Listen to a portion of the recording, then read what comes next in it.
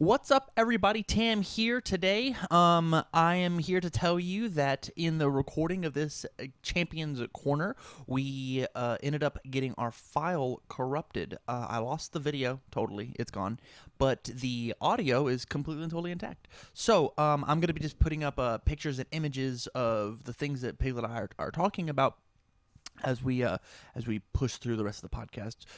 We understand how the corruption happened, and it's not going to happen again. Technology stuff, you know. But from all of us here at TCGU, please enjoy the interview. Thank you. What's up, everybody? Welcome back to another Champions Corner here on TCG University. My name's Tam, and I'm joined today by Matthew Turner, your boy Piglet in the house, boy man. Piglet. By suggestion of Keenan Meadows, our previous Champions Corner interviewer. If you haven't seen that, please check it out on the channel.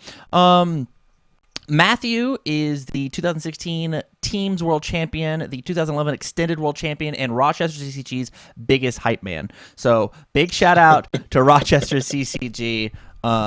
What's the catchphrase? Once you go orange, you win. Oh, I know that Sean says that a lot. Dang. I'm in. For everybody new to Champions Corner, this is our second episode. What we're going to be doing here is just sitting down with champs of all games, not just universes, but hopefully every game possible, and getting a little bit of a history about the people that play our game at an exceptionally high level. Like I said, I've done Keenan Meadows. We're now doing Piglet, and we're going to be doing so many more from here. So first and foremost, give me the elevator pitch. Who's Matthew Turner? Who's Piglet? Who are you, dude? I am, just an old card game player, man. I started playing cards. I started playing cards when I was 9 years old. I started playing Yu-Gi-Oh in 3rd and 4th grade. Oh yeah. And we would play out on the playground, playing on the playground and stuff like that, on picnic tables and stuff like that. Let's go. And then I was playing Yu-Gi-Oh! And I played a lot of other games. I could go on and on about different games that I played, but basically, I was a big Soul Calibur fan. Mm-hmm. And when I was 12, I saw UFS, basically a Soul Calibur card game, and my friend Josh Croswick, he had learned the game from Ben Kaufman, who owned the game store, and we had, I think it was a Taki versus Chun-Li starter decks, demo decks. Okay. And I played Taki because I was a Soul Calibur fan, and then ended up buying 6 packs and just sort of started learning the game and stuff since then. That's who I am in UFS. That's it. So, you said you got your start in other card games. Have you done anything big, successful? Have you ever gone to a regional for Yu-Gi-Oh, or have you? Yeah. It's just UFS. Sorry, I didn't mean to. You're all good. Is UFS just like the only thing you've been considered a champion at, or like have you gone and top regionals in other card games? UFS is the only thing I was a champion at. I would go to regionals and stuff. I had a lot of 5 and 3 regionals in Yu-Gi-Oh. Okay. I did play in the Atlanta Yu-Gi-Oh scene, so if you're familiar with Yu-Gi-Oh, I'm friends with some pretty great players, Patrick Hoban, Chris Arantes. Yeah. So those guys have been national champions before, and Chris especially. We grew up together as real close friends. Patrick bought me out of the game when I finally got out for the last time when I was 16. And, we just had a really good group of people. Henry Sue, Henry's son, Ian Nagapur was a big Atlanta Yu-Gi-Oh player. And that was probably one of the games I was more competitive with. And then I recently, this past year, and some of this year, started competing in Legend of the Five Rings. Okay. I've demoed on that game one time. Yeah, it's a really fun game. I like it a lot. The game actually has so many different lines of play and decision lines, which is what it's so well designed. It's really amazing. Like when you start your turn, when you do your like first attack, Mm-hmm. you have 10 different options for your first attack. Wow. Okay. And that's like Yeah. every turn. So every turn. Wow. All right. So and you and your opponent both attack on your turn and their turn. So it's just a really interesting. It's about controlling how much you overextend your resources. It's a lot about resource management. It's a lot about knowing when to push the agenda and when to come back. Okay. It sort of goes back and forth like enhances do in UFS. So having UFS knowledge helps that.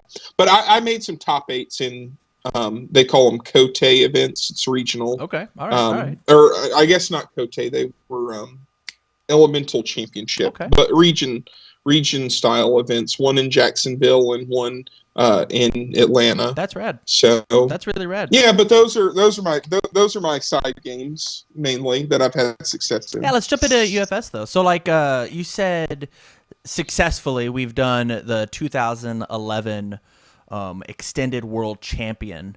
What does the lead up into that look like? What does a young Matthew do in order to become the 2011 world champion? How old were you, and so on and so forth? I was, let's see, in 2011, I was 18 years old. Okay. I was actually the pup. youngest champion. I was actually the youngest champion until Rio won. Okay. Rio Gopal, when he won teams, I think Rio was 17. So I was the youngest. I was the youngest reigning champion for a while. Actually, we did not. We did not really test like for extended and legacy that much. Okay. Like back then, some people did, but back then it was sort of just like a fun format that like gave cardboard away. So like people just kind of built decks and did old stuff that they liked doing. Okay. Now I will say in 2011 so in 2011 there were 4 championships. There was standard singles, standard teams, legacy, and extended, and we actually call it the sweep. Atlanta won all 4 of those events. Wow. In 2011, right? In 2011. Yeah. So Ben Shu and Drew, or Ben Shu and Drew, Wag, Shu, and Drew were the teams champions, and they played. It was Atlanta versus Atlanta teams finals. They played against me, Croswick, and Keenan in the finals, and we lost. Yeah. Honorably, of course. Yeah, and then Keenan won Legacy, like to start the weekend. He won singles, and then I won extended, which was the last event left. Wow. Yeah, so that was a big thing. But so I did a lot of standard prep because we were prepping for standard, For sure. and I think I don't know if you've ever played other UFS formats or whatever, Tim, but when you just play a lot of UFS, you just kind of get yourself into the groove of, making sure you don't miss playing any abilities on any of your cards and just paying really close attention. And I say that was probably most of my success in 2011, winning extended, even though Keenan and I tested like probably 2 or 3 games, and that's it, of our decks, and that's wow. it. Yeah. Okay, just being able to adapt to the situation, understand, like read your opponent's cards. How much card knowledge did you have of the field whenever you won? Well, I had a good amount of card knowledge because, like I said, I started playing UFS set 1. I played original Soul Calibur 3 set and Street Fighter, so I have been playing UFS since the beginning. There have been up times and down times. Like I said, I was still playing some Yu-Gi-Oh when I was 16. I had to step away from UFS at times. Yeah. It's okay and yeah, sure. For sure. But basically, like, people kind of treated Legacy and Extended. They just kind of did stuff that they liked. So, I like big, like beefy characters, and Earth is one of my favorite symbols. We're definitely gonna get into that. Yeah, so I played Hugo, who's a 4 hand size 40 life character. I've seen him on UFS Ultra. Yeah. Yeah. So basically, when you play a card, you can respond and draw a card, and after you play it twice, he taps. So he's basically a 640. And the reason I played it, this was a small amount of the metagaming, is I know Mark LeBlanc is a really big Felicia fan, and I knew that he was going to be there playing Felicia. So Feline Spike is a big part of that meta, which is basically like a reversal that's 7 damage and multiple 2. Gross. So it's like 24 damage attack. So the idea is like, oh, we'll just play, or maybe it's 8 damage, but it's basically like if you can land 1 Feline Spike, you can win the game. Right. And Felicia got like a lot of free momentum, and she could easily throw 2. Well, basically, the MVP of the deck was this card called Holding Ground, which it's R commit. You reduce this attack's damage to printed damage. Yeah. So multiples are printed damage of 0. So, and that was like one of the big attacks. So I was like, okay, look, I can take a full Feline Spike and not die. Yeah, for sure. Right? And then I can just build a really good... I can build a really good foundation base and basically be a 640. And this is how like a lot of deck building and success came into. Okay, from there, I needed a kill condition, right? There were not a lot of attacks played in this format. So there was a card that pretty much everyone played. I don't know. I think it had Infinity, but it had at least like 5 or 6 symbols. It's called Tag Along. Okay. It's a 5/4 action that says form, take a card out of your discard pile and put it in your hand. Okay. So it's just like a form tutor action, or recur anything from your discard pile, not tutor. But so then basically you play that, you get the cards you need, and then I played a card called Sardines Beach Special. Say that again, one more time. It's a Armika card. It's called Sardines Beach Special. That's such a baller name. That's a cool name. It's a 7 difficulty 2-check throw. For 8 damage that says enhance commit 3 foundations.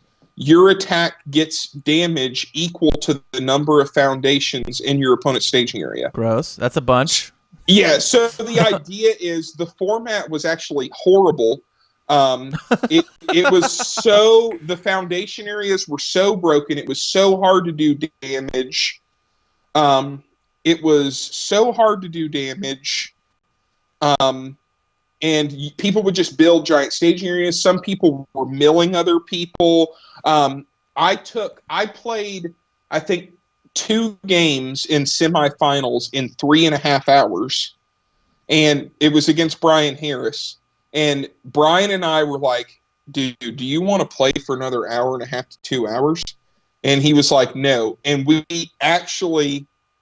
Well, I don't know if I should say this or not, but basically it's already happened, and this is before a lot of the floor rules came in. It's the history of the game. But we decided to die roll. Whoa. The semifinal game 3. Whoa. Because we did not want to suffer through playing the format anymore. The format was famous for being real bad. Yeah, that's like the definition of Grey Wars. So bad. Yeah. I played Shane Duckworth in the finals. And we were talking to each other about, okay, is there any way we can't play this matchup? Like, can we split a card? Like, and then his thing was like, well, I'll give you the packs, you give me the champ card. And I was like, no, I'm absolutely not going to do that. No. And then basically, like, my other Atlanta teammates brought up the fact, we're like, well, yeah, but Piglet, you can sweep it for us. And I was like, all right, yeah, we're going to go. And by then, the Gen Con hall was closing, so we had to go, like, outside of, like, the main hall to play this match. That's so grassroots. Like, that's so crazy. So grassroots. It's like when you look back on it, it's like a really neat niche thing of like, yeah, we're so rough and tumble, we're gonna go play out in the lobby. But like when it comes to like an event, like you got to do something about it, you know? Oh yeah. So back to what Sardines Beach Special does. It became a giant throw. Yeah. And then you probably remember this card, Tam. There's a card called Body of Souls that's just form, commit, take a card out of your momentum and put it in your hand. It was what Surveyor was before Surveyor. I know Surveyor. I don't remember Body of Souls. Yeah. But okay. I trust you. So basically, Body of Souls was I splashed it. So it had all, and a lot of Hugo's cards had all and Earth. Okay. So I splashed for 4 of those, so I could. So if they had damage reduction, like a lot of people did, a lot of people had holding ground and stuff like that. Good and Earth were really good in the format, and that it has good Earth and Order.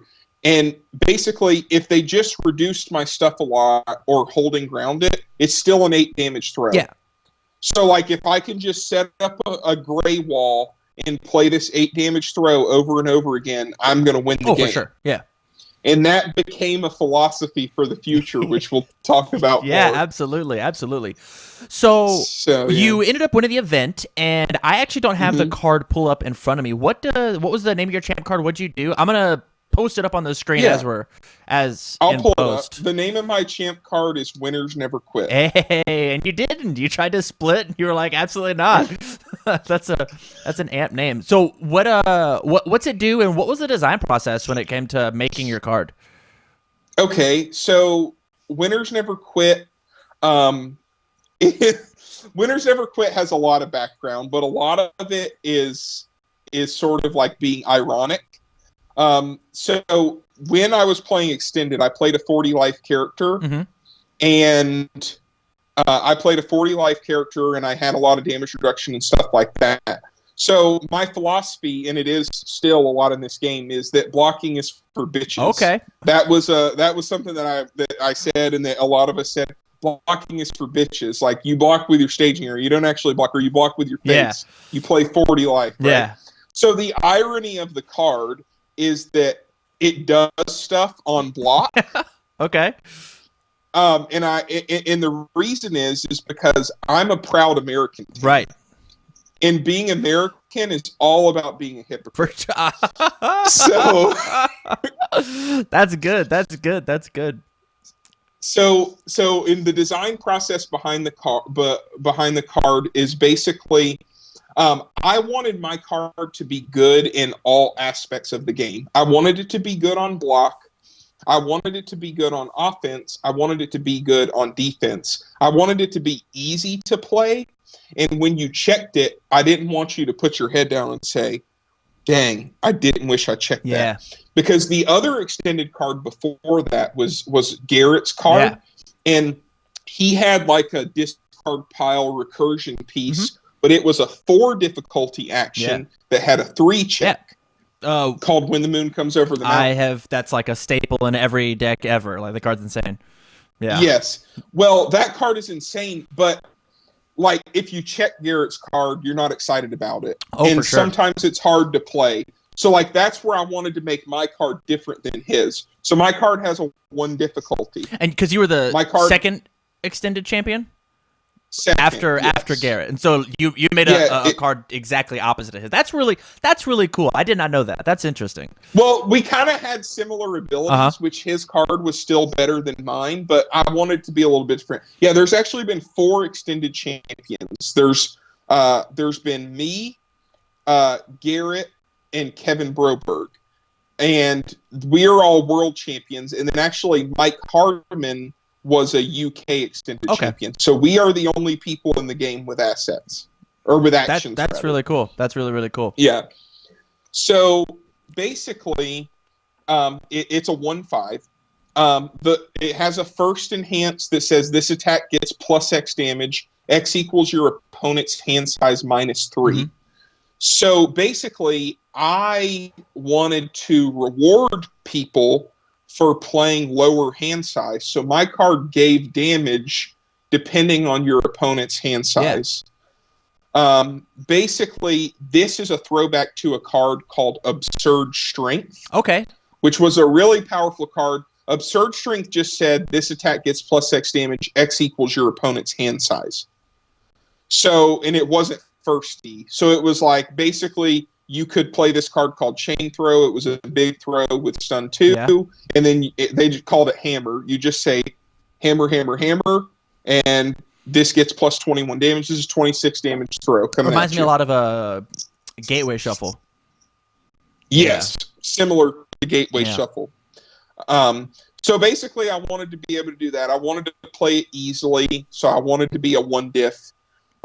Then the R says, after you block with this card, add one non-reversal attack from your discard pile to your hand. Remove this card from the game during the end phase. I think the remove this card from the game kind of got added on because back in the day there used to be a little bit more discard pile recursion and stuff like that. I'll tell you a little bit about an Omar deck that recurred winners never quit a lot.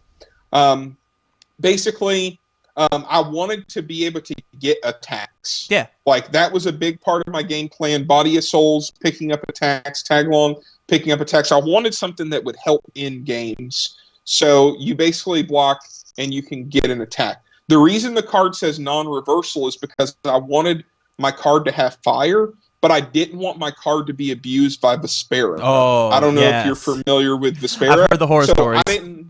Yes. So, like, Vespera was already, like, really dumb, and she could recur one on block anyways. Well, I didn't want her to recur 2 attacks off of my card. That makes sense. So I put the non-reversal text in there. It kind of goes with the theme of, like, the deck that you won, right? The whole point of the deck was to, like, pick up this big crazy throw and then play it. And then you block and you pick up that big crazy throw and then you'll play it again. Like, it's on brand. It's on brand. Yes. I want to make a note about my first D. Yeah. I laughed at Jeremy Ray. I beat him in a game by 1 damage. Basically, in my answer, he was like, wait, your card does that? And I was like, my card's well designed. But if you notice the first enhance, it says X equals your opponent's hand size minus 3. It does not say printed hand size. He had a Super Skullman 33 stacked, which was 1 extra damage to kill him. That's so rad. Let's go. That's hype. That's hype. Yeah. So, and then my symbols. I'm actually not that crazy about all. I play all some. Like, I've gotten more onto it. I had a lot of hate for it in 2012, 2013 because it was really strong and I used to, all the Michigan guys used to play all, I call them all Michigan fanboys. A lot of them still do. And like that became like a rivalry thing. But basically I needed all on my character to play Body of Souls. So I was like, okay, all. Okay. Right. Earth is my favorite symbol. So I wanted to have Earth. It was the symbol I wanted. Why is that? Why is that? Earth is the best throw symbol. Throw is my favorite keyword in UFS.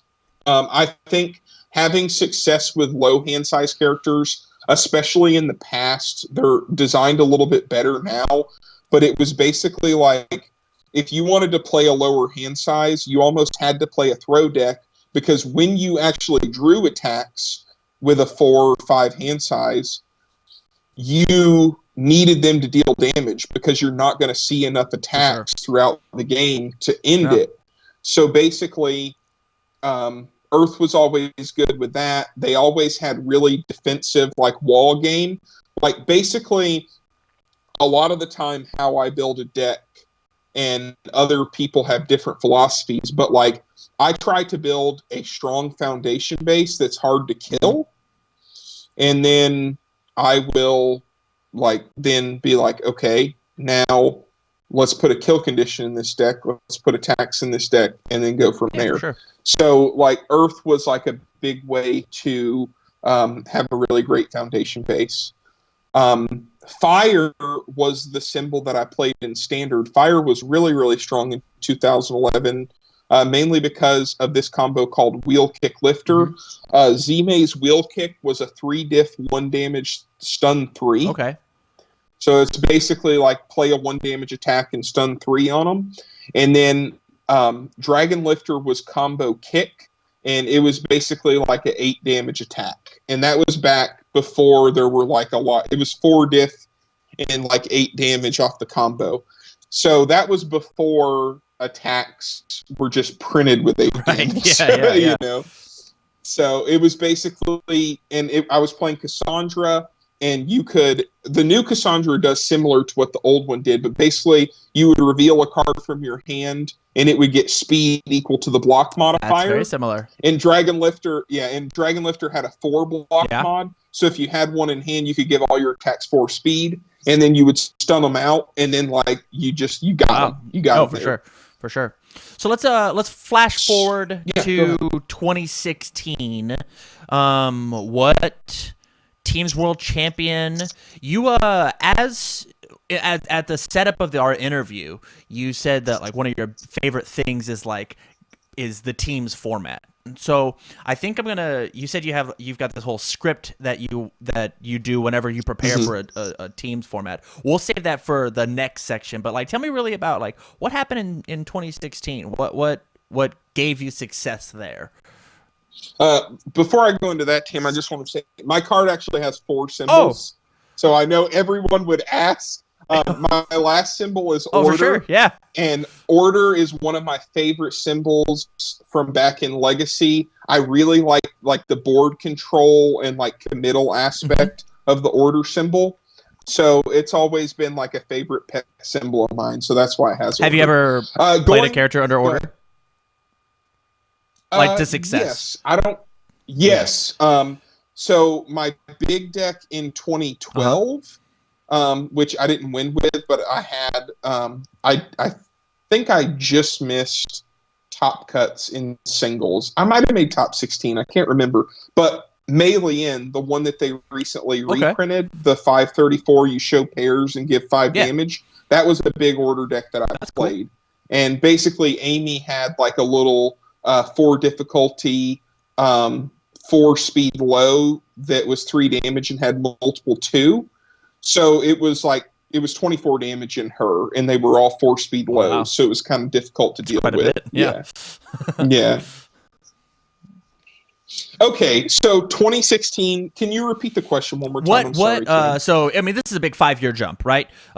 You're a different man. You're no longer a little baby boy. You can drink alcohol. You can almost rent. You can rent a car. Look at that, right? Math 23. Yeah, you can rent a car. What was the success? What was the secret sauce? Who was your teammates? What was the team comp? Paint me a picture about 2016 Worlds. Sure. So 2016 was something special. Ooh. So our team started. I sort of started getting into like the Rochester lifestyle and the Rochester culture. Okay. And me and Sean and Kevin came to become good friends, and that really happened in this 5-year time period. And basically, at this time, before Hardiman won Extended in the UK, there were only 3 Extended champions. I told you about that. Yeah, for sure. It was me, Kevin Broberg, and Garrett Brett. So I said, guys, let's be the team of Extended champions. And obviously, you know the names on that team. That's an extremely good stacked team, right? So basically, we were like, okay, but this was when they had just switched Worlds to being Vegas, and they switched the location of Nationals. This is right after they went away from Gen Con, and like I was a big part of like kind of pushing away from Gen Con. I miss Gen Con a lot, but like Gen Con, UFS, in my opinion, had just gotten different. Like we were there to play UFS for 4 days, not go to Gen Con. And it was like we're paying and going through all these hoops of Gen Con going on. And like, why are we doing that? And that's how Atlanta like Nationals sort of happened. What's the parallels to that and Worlds being at Level Up Expo currently? Basically, they wanted Worlds to go to Vegas because Nationals was Vegas, but Jason wanted to change it to the World Championship because that's his home office headquarters. Sure. I was talking more like the fact that we're there to play UFS. It's not at Gen Con, but like currently for Worlds, we're there to play UFS, but it is at a convention still. Gen Con versus Level Up Expo. In 2016, it was not at a convention. Oh, okay. It was actually amazing. We actually had a second floor Mezzian level ballroom Whoa. in Planet Hollywood, right Whoa. above the sports book Let's and go. inside the casino, basically on the second floor. Wow. So it didn't start with the Level Up Expo thing. Now I think the Level Up Expo thing, this would be an interview for Jason, but I think One day. Jason wanted to start. Jason wanted to start promoting the game, Yeah, for sure. a little bit more. Um, once it got more established at that time. So Okay. yeah, we were actually in Vegas just at the Planet Hollywood. That's rad. Amazing time. So when they switched that up, there was a gentleman who used to play UFS. His name was Marcus. Marcus was from California. He's really good friends with Iari. Mm-hmm. Sweetheart of a guy. Awesome, like just really fun to hang out with. Well, in Vegas, Garrett would always team with Marcus. Yeah. Like that was something that he did. So Garrett was like, guys, I'm going to step off the team. It's too overpowered anyways Yeah. of a team. Yeah. And I'm going to team with Marcus, but I'll tell you what, I'll leave you my butler. So The we butler. were also friends with Devin, Yeah. Devin Bernier. Yes. I think I've met We him were twice, friends. I believe. Yeah, so Devin is a really close friend of mine now. Basically, we were like, sure, we'll play with Devin. And at 2014 Gen Con was the first time Devin and I met. And we were playing the last round, and winner made it into top 16. Wow. And we said, all right, the winner is going to make it into top 16. So the winner of this match is going to buy the guy that's out of top 16 a beer. And we were like, all right, let's do that. Let's do it. That's so That's community that's right 100% what I'm talking about. Best community in gaming. It's so good. Yes. So good. So basically, I won, so I had to buy Devin a beer. We went out for a beer. I was friends with Garrett. I was friends with Mark LeBlanc. They were close friends Yeah. of his. We became friends. We played each other, and he gave me one of the ass beatings of my life in 2015. So I beat him in 2014. I probably played, and I was playing Clark at this time in 2015 Gen Con.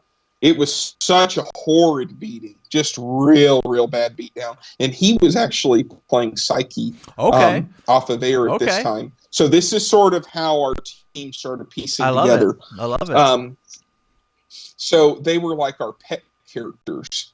Well, basically, Devin, we're like, Kevin and I love it because it's Kevin and Devin. So we go up, and I was like, Devin, we want you to play with us since Garrett, if you're down. And he was like, yeah, I'd love that, guys. And I was like, but there's a catch. I was like, you have to play under Rochester CCG. Ooh. And so that's how our team name was created. Our team name was Canadian Heel Turn, because Devin turned on his Canadian group and played for Rochester. We got him the orange Let's shirt. go. Once you go orange, you win. And, yes, once you go orange, you win. So how we built this team was Devin had almost 2 years of experience on Psyche. Okay. I had almost 2 years of experience on Clark. And we were just playing these characters as much as we could, every event, just like making changes to the deck. New set comes out, make some changes to the deck, like just trying to build it. And I knew that Clark is my favorite character that I've ever played in UFS. And I'm sure that was a question that that you would ask me. But basically, I knew that I could win something with this character. I just had to really work, really grind, really learn all the matchups I could, really build the best deck possible. And basically that is how I did that over time. is starting playing it in, I think it was 2014 or 15. The New Orleans PTC was the first time I ever played Clark. And looking at that deck from the time I won, it was so much worse. But I had to start somewhere. For sure. And and Devin was also playing in that event, and he didn't even make top 8 in like a 16-man tournament or something. And he missed top 8, and he was playing Psyche. Okay. So, he was even thinking about, I'm not sure. And he's played Psyche off of all 3 symbols. I played Clark off of Wood and Fire in cardboard events. And then basically our wild card was Kevin. So Kevin was building these really weird decks that Devin and I didn't understand. And even after we took him on the team and we accepted that he wanted to play this deck, he was playing Athena. And that was one of his favorite characters. And his second design character is a throwback to this deck that he played in 2016. This is Assets Athena, correct? Assets Athena. This is the deck that made me fall in love with UFS. James Stevens actually built me this deck after I saw Ben Shoemaker play it at the Arkansas PTC, and it is what inspired me to push Dr. Wily so hard, because they essentially work the same way of how many allies can I play, blow this thing up, build them down. I'm very familiar with this deck. Yeah. Yes. So that was. And it's an awesome deck. Yeah. And like you were saying, your Wily deck was an awesome deck. I mean, we loved your Wily ally tech. I mean, that was what you were famous for off the bat. Oh, thank you. But basically, Kevin invented this. Yeah. He came up with this whole assets thing. And Devin and I didn't really understand it. And we were doing deck checks for each other because Kevin is famous for failing his deck check. I cannot wait for his Champions Corner. It's going to be a big roast fest for sure. And I was sitting there deck checking him. And at this point, I think you remember some of these cards. So you remember the card Caught Red-Handed. Yes, absolutely. That card's nuts. Okay, Kevin played one Caught Red-Handed in his deck.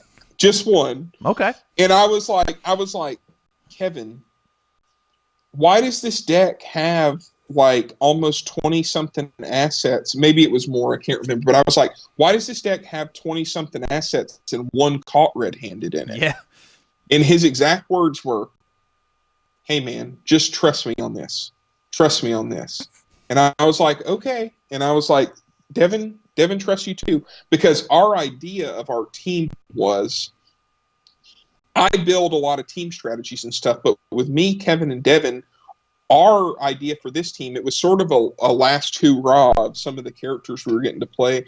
Clark and Psyche, they were going to get rotated by the end of the year.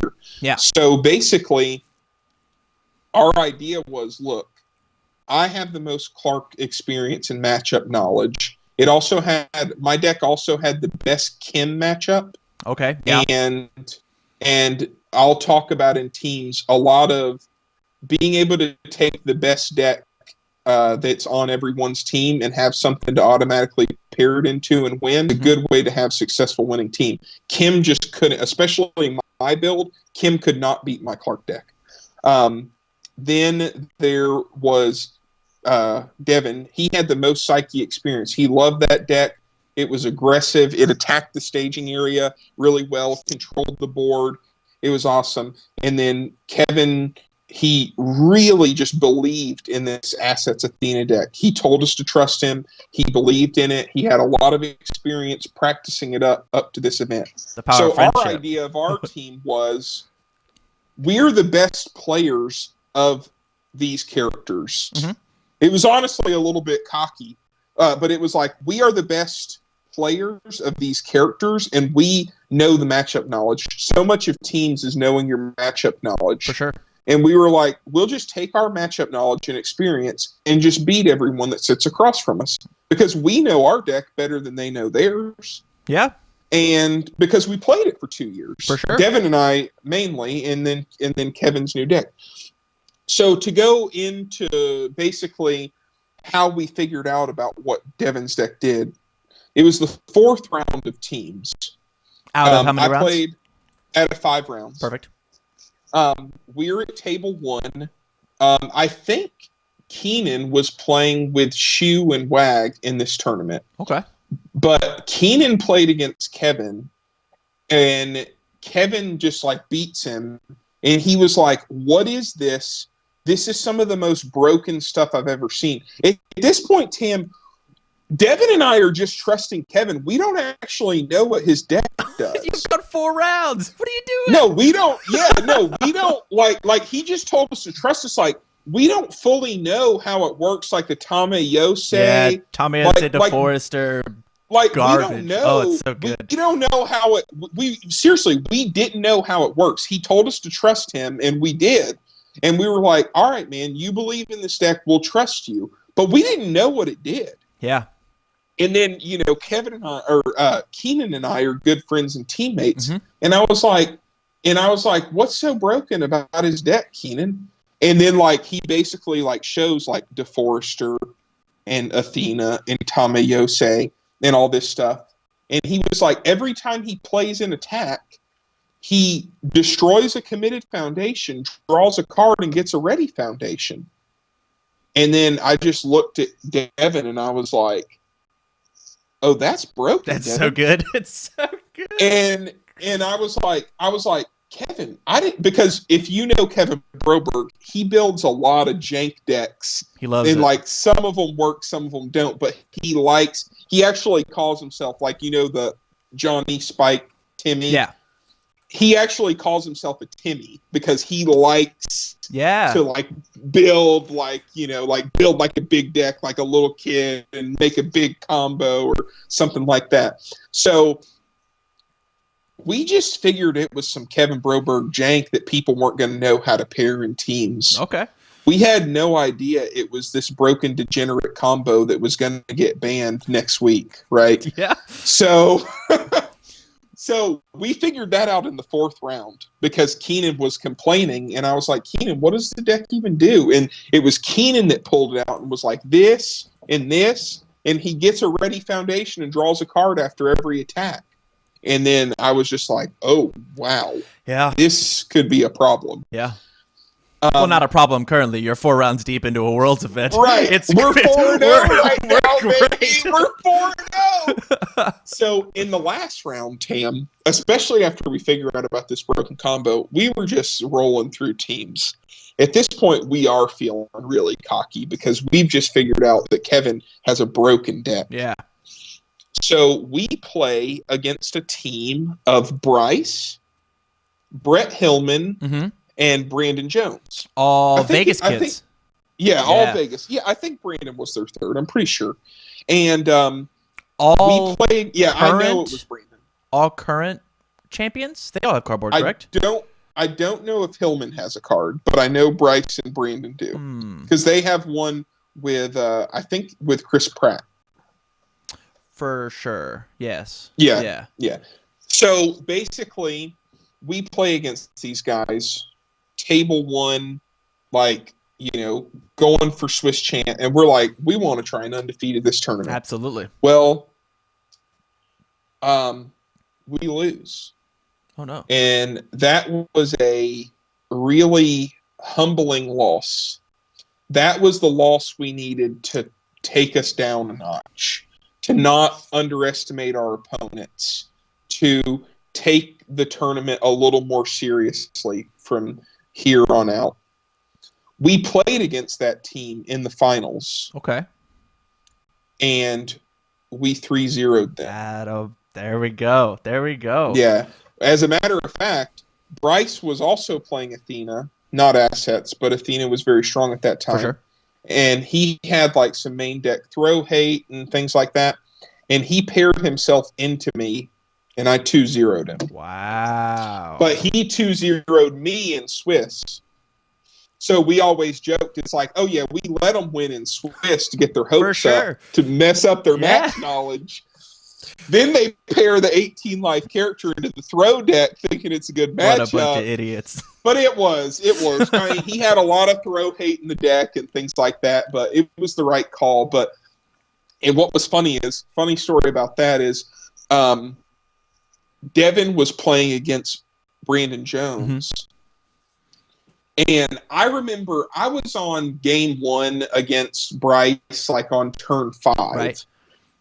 And Devin is picking up his cards and shuffling his deck. And like, he kind of like pats me on the back and he's like, "Good luck, guys." And I was like, "Oh, how'd the game go?" And he's like, "Oh, I got it." And I was like, "Oh, game 1?" And he's like, No, 2-0, it's over. It was 15 minutes, Tim. He just ripped the staging area with old Dr. Wily cards, holographic Buster, and all those old Wily cards off of death. And he just ripped the staging area and just like, I guess Devin maybe turned 2 or 3 to 2 games back to back. Wow. I was just like, wow. Yes. So at that point, like, we're up 1 game in 15 minutes. So Hillman is playing Kim. Of course, they don't want the Kim Clark matchup. Sure. So he's playing into Assets Athena, and they're having a back and forth game. And I actually think they go to a game 3. Okay. We're playing a long game. I'm playing a grindy deck, and I'll talk a little bit about what my deck did. But finally, Kevin is about to go for a kill turn in game 3, and on my game 2, Bryce, he didn't have a throw block anymore, and I played enough to kill him on the half block. And so we won, and we were so excited. We all were hugging each other, high-fiving. Another something interesting that was really special to me is, so my friend Josh Croswick, we lost in the team's finals in 2011, like I was telling you about. Josh also did my art for Winners Never Quit. That's cool. And he passed away in 2014 in a car accident. Oh. So he was one of my best friends, and I think I have it here. Let me see in this drawer. Yeah. Not to mess up the interview. Hey, but take your time. Josh always, here it is. Josh had this custom mat done that is him. It's like him riding a dragon. Let me see if you can see it here. So that's him. He's riding a dragon. He had it done. Keenan has one as well. They had these mats made at Gen Con. And I always felt like Josh was good enough to win cards. So after he passed, I started playing on this mat because this mat was always good enough to have a championship played and won on it. Yeah. So I basically really Devin after we won because I played on this mat the whole time, and it was sort of like being able to win one for Josh because he never got a chance to. God, that's so cool. That's so cool. Yeah, and they were such a big part of that, and I thanked them, and we were crying and stuff like that. And then after that, I retired Josh's mat. It retired a champion. Attaboy. That's so wow, that's a really cool thing for you to do. That's really, really awesome. It was awesome. It really meant a lot to me that I even got that mat. Me and Josh were close, and I was close with his mother. We grew up playing cards together. He taught me how to play UFS. Wow. He gave me that demo, Taki versus Chun-Li. Wow. Wow. We were teammates, and basically, his mother, we shared cards. He shared cards with me and Keenan and other people, and his mother said, Matt, is there anything of Josh's that you want or anything? And I said, there is one thing. Her name is Peggy. I said, there's one thing, Miss Peggy. I said, Josh has a mat, a card mat that is a picture of him, and I would really like that if you would be willing to give it to me. And she said, of course. And I did his funeral and everything like that in my professional life. Wow. So she gave me that. it was just really special to me, that, and that was just it was a special moment in my life in general that I'll never forget, and I'll always be grateful to Josh Croswick and Keenan Meadows, who, was our teammate and everything like that, and a close friend of Josh as well. And I'll always be grateful to Kevin and Devin, because they helped me accomplish that goal in teams. And that was just it was a highlight of my life, to be honest with you, man. That's so awesome. I'm so happy I got to do this. This is so cool. That's such an awesome story to tell. Thank you for sharing. Yeah. I appreciate it, like, really. Sure. Okay, so bringing it back. That was wow. Yeah. Pull my trigger. Pull my trigger. Yes. This is right around the time that I got into UFS universes, and this is the exact moment. As I said, like, the first deck I ever played at a PTC was Elecman.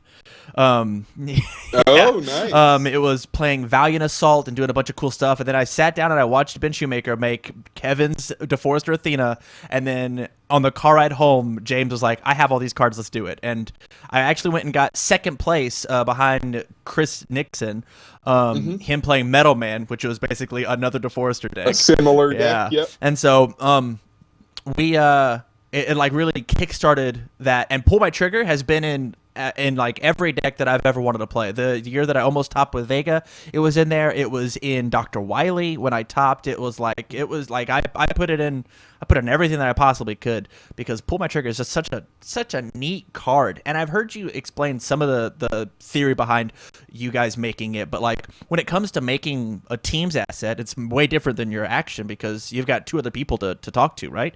How did the asset come about?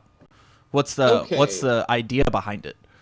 So, we all had a little input on this, and it was, we all had certain things that mattered a lot to us on this card. To me, I really enjoy, like, the art and being a part of the game of UFS. Yeah. More than I care as much about my abilities on the card. Like, yes, obviously, I want a good card. I want it to do something I would enjoy playing. Yeah. But I get lost in the art, in the artwork. And while we're having an interesting interview about me, I'll give a little backstory. So I'd love it.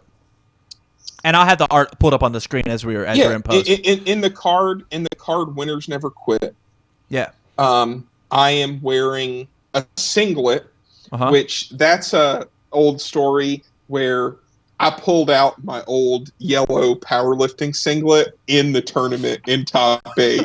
Just like pulled down the shorts, took off the shirt, played top 8 in a singlet. Let's go. I have a shield and sword and an Achilles helmet on. And something that was really unique that Josh really wanted is he wanted rubies on the hilt of my sword and a ruby on the shield. And I was like, okay, Josh, I mean, that's fine. He for some reason, he just really wanted to put rubies on it. And I was like, dude, it's your art. Like, I trust you, whatever you want to do. Well, then I made this card. So this card design is basically, we are hired guns for Sean O'Brien. Yeah. Right? That's how it was in real life, and this is sort of how it is in the UFS game here. So, originally, God, I love this art. Originally, the card's name was going to be Hired Guns. Okay. And I'll get into how the name changed. But we wanted Sean to be, like, overlooking us, sort of like M. Bison is in a lot of, like, Street Fighter art and stuff like that. And I wanted to be like a guard, like a security guard character. Like, I think I kind of look like the Big Boss Man from wrestling. I have a shotgun and stuff like that. And this is where my backstory for UFS is. My character is a time-traveling mercenary. Okay. So the rubies in the sword and shield that Josh gave me allow me to time travel. Okay. And I am basically a mercenary warrior. So I'm fighting in the Achilles time period of, the Greek empires and things like that. And then I've come and fight present day because Sean O'Brien is paying me big money. That Rochester money. I also have that Rochester money. I also have card designs, ideas, and arts that I've looked towards where like a space age type card art, also like a Templar Knight. That's really rad. Card art. So basically, if I win more, which I haven't, which you're going to, but if I win more, then I will have more time periods to go into. That's awesome. But basically, that's the idea behind my character in UFS and why I have Achilles helmet and shield and sword, and then I have, I have a shotgun in this one. That's awesome. So that's awesome. Like I like to tie things together. Stories matter to me. Character development matters to me. All right. Sorry. No, that was a rant. I love it. Nobody would have known that unless you told us right now. Right. That's so rad. So the art was, we just kind of wanted to, represent Sean. We wanted to just have characters that we liked. We wanted to shout out. I have sunglasses on. I wear sunglasses a lot, but so did Clark. Yeah. I'm like a big guy, like he was, arms crossed. So like we all like give little shout outs to our characters in our decks. Yeah. Devin has like black magic, and he's wearing his classic scarf, and like he's supposed to be like kind of psyche-ish. And Kevin, not a lot of people even realize he is who he is. Yeah. Is because he's wearing Athena's wig. Yep. And he is also wearing Hanya. Yes. Which Hanya is one of our favorite cards. That card's cool. I actually off-symboled for Hanya. I played a Fire Clark deck, but off-symboled Hanya off of order because this combo is so good. And then Kevin also did it. He also played Hanya in his deck. Yeah. So that's how we got the art. We were thinking about artists. Also our friends Church, Rodney, and Marco. They were also designing a card because they won 2016 Nationals. Yeah. And they were showing us their art. And I think their art looks great. But I like for my art to be a little more animated. Yeah. Like if you look at, let's see, their card is called Badger Club. If you look at Badger Club, like the art is so good. Those guys look like really realistic. Sure. And like I wanted it to be a little more animated. And then so what we actually decided was we wanted to decide what our background was of our card. So we basically were like, let's get a cool background and then go from there. So let me double check here. But we wanted a cool background of how we designed our art and things like that from there. So what we did is we just started looking at characters and art and stuff that we liked, and we found Marathi's art. And I like Soul Calibur. It's got swords and stuff. Tam, if you will, to the people on the screen, I'd like you to show the card Shadow of Death. Shadow of Death? Still standard legal. Yep. Okay. Hey, look at that. Look at the background of Shadow of Death. I love it.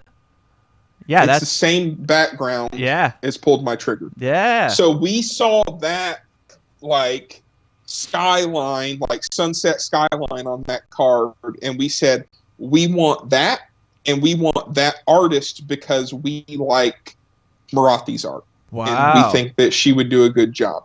So that's what we did. Big shout out to Glass House Graphics. Yeah, we also went through some time of possibly my friend Ian Nagapur doing our art. that didn't work out over some things that I won't get in touch with, but I Okay. do want to give Ian a shout out because Ian did all the original sketches of how like Sean is overlooking us and the three of us there like in his torso area, Mm-hmm. and he put all that together, and basically like his work was showed to the other artists. So I have to give like a special shout out to Ian Nagapur for the work he did for our art. For sure. Okay, on to the card. Yeah. So, like I said, our card's original name was going to be Hired Guns. Well, Kevin goes to me and Devin. You'll learn something about Kevin Broberg in this interview. I'm excited. All of Kevin Broberg's cards are song lyrics. Okay. That is a little something special he wanted in UFS. I dig it. So he said, guys, I have all these cards that are designed. They're all song lyrics, and it's like something special. And he was like, I don't care. I'll let you guys name the card. I just would like it to be a song lyric if possible, and we can all agree on it. And we were like, of course, because, it was really easy to design the card amongst ourselves. Yeah. It was more difficult of getting abilities passed through Shane Duckworth. Special shout out to Shane Duckworth. But basically, we just started looking, and we were looking through songs, and we were looking through songs that we like. And I was like, and then eventually a couple days later, I came back and I said, guys, we all love Queen. What about Bohemian Rhapsody? Yes. Mama just killed a man, pulled my trigger, flavor text. Now he's dead. So the idea is that we were hired guns, so we were like, yeah, let's go with pulled my trigger. That's such a good name. Yeah. It's a good story. So so that is something special a little, and I'd like for you to interview Kevin sometime, and he can tell you more because he has so many cards. He has cool little things like that. Yeah, for sure. Easter eggs that people don't know about. The last is Devin, and Devin was a little bit, he was more about, he was really easy to work with. We all had input with the abilities, but we really wanted Devin to like the abilities of the card because he won a UK card called, I think it's called Tiny Squishy Wizards. Squishy Wizards, yeah. So Squishy Wizards is Devin's card, and he won that card, but it wasn't that great, and he was like, yeah, like the card is cool, but I wish we had a little bit of a better card. That's the card that beat me in Worlds versus Rodney, is he was able to stop my Skull Fortress, so that's what's killed me. Whatever. Oh, that's hilarious. Not that great. Little salt over that Whatever. Little salt over that one, Tim. But Devin wasn't that excited about that card design, so we